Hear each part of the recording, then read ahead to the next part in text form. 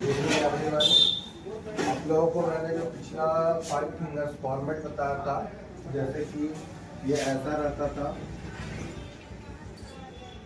ये basic rule है general entry बनाने के लिए, जिसमें मैंने एसेट,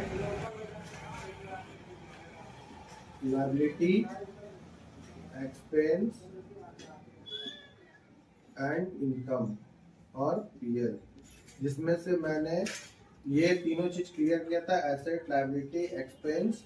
अब मुझे बताना इनकम और पीएल।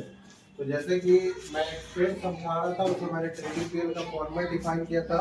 मैं फिर से बताता हूँ ट्रेडिंग पीएल का फॉर्मेट। ट्रेडिंग पीएल का फॉर्मेट ऐसा रहता है, trading and profit and loss account for the year ending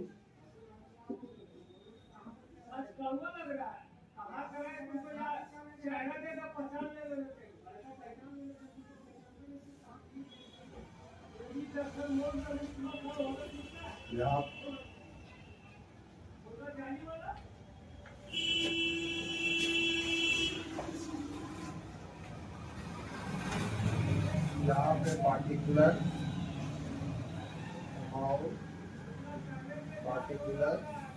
amount,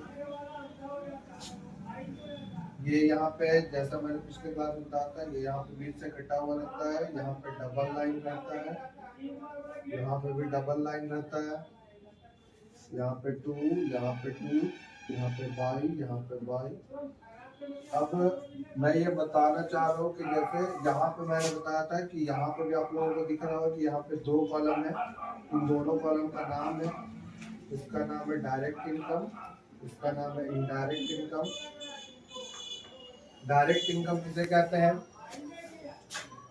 वैसा चीज जो किसी भी फर्म या किसी भी व्यक्ति का काम होता है।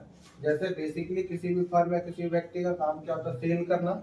जो हमें दिखता है कि सेल कैसे किया जाता है, मतलब कि ऑन द टेबल वो हमें पैसा देगा, मैं उसे गुड्स दूंगा, इससे हमारी कंपनी का या हमारा डायरेक्ट इनकम जनरेट होता है।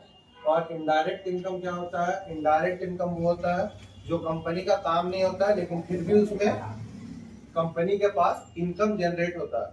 अब ये कैसे होता है इनकम जनरेट? सपोज कोई एक इंडिविजुअल व्यक्ति यदि किसी सेविंग्स अकाउंट में, जैसे वो अपने बैंक में अकाउंट खोले और उसमें सेविंग अकाउंट में यदि आज के डेट में 100 रुपए डालता है, इवन 1 या 2 मंथ के बाद उसके अकाउंट में वो 105 रुपए हो जाता है।